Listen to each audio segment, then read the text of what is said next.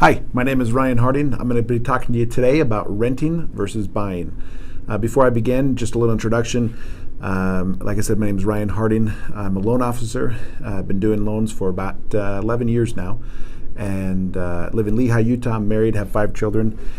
Studied finance at BYU. So, renting versus buying. This is a question a lot of people ask, and to be honest, the answer is not straightforward. Hey, do this or do that. It depends on your situation, like a lot of things in life. So my job here is just to outline some of the pros and cons of renting versus buying so that you can better make a decision on what's best for your situation. So buying, let's talk about buying first. Some pros of buying.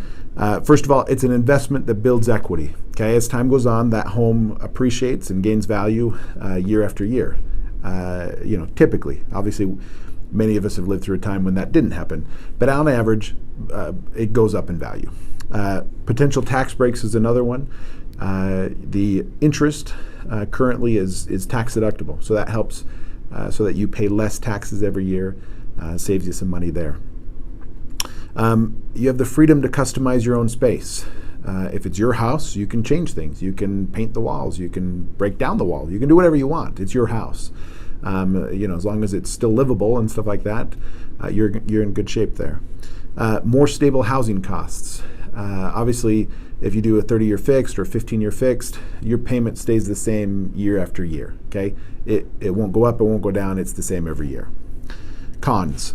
Long-term commitment, right? So over 30 years, 30 years is a long time, right? So you have a loan for 30 years. That won't change. Everything's the same,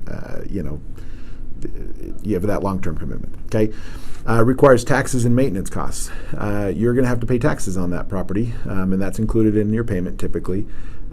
Also, if something breaks, you have to repair it. The water heater goes out, the furnace, whatever, that's on you. That's something you have to fix. It does typically require a down payment when you're purchasing a home. However, there's a lot of zero-down loan programs out there, so con, pro. Lastly, it can be difficult to sell. Sometimes, the market's not a seller's market, and so it maybe takes a year or two to sell a home. That can happen sometimes, and so it's you're less liquid, right? I mean, it's a little bit harder to get in and out of a place. Renting. So there's obviously pros of renting. Number one, no long-term commitment. You want to move out, you can move out.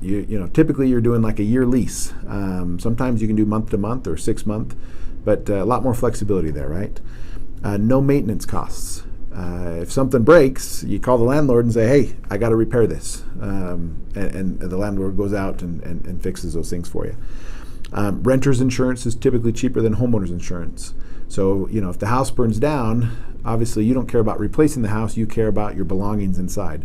Renter's insurance is a lot cheaper for that. No property taxes. You're not going to pay taxes on the house because it's not yours. You just pay a rent payment every month. That's all you pay, right? Cons. You're building equity for somebody else. So as that home goes up in value, you get none of that, right? Maybe you started renting a home and it was $200. When you move out, it's $220. None of that was yours. Okay. No tax benefits. Rent is not tax deductible, whereas interest on a home loan is tax deductible. Little freedom to customize. If you want to paint a wall or break down a wall, typically you're going to have to call the landlord and get that okayed with them. If they're okay with it, then maybe you have the opportunity to do it, but otherwise typically can't do anything to it. Housing costs are unstable. As the rents go up, so typically rents are going to go up on a rental, right? Year after year they may change at $50 or $100 or something like that. You have no control over whether that rent payment goes up or I suppose down, but most likely up. Whereas with housing costs, that's fixed, right? That's not going to change. So if I were to sum up buying versus renting, buying is better long term, right? If you know you're going to be in that area, buy a home. It's better for you long term. And even if you're not going to be in that area for a while, maybe buy it and then you use it as a rental later on. It's a good investment there. Renting is good though for those times when, hey, maybe you're going to college and you're only going to be in that college town for a little while. You're not going to be working much, or you move into an area and you're not sure where you want to live yet, and so you rent first before you find out, hey, okay, we really like this area. We're going to move there. renting does serve a purpose, and it's good. And that's why I say it depends on your situation. Hopefully you found this helpful. Thank you.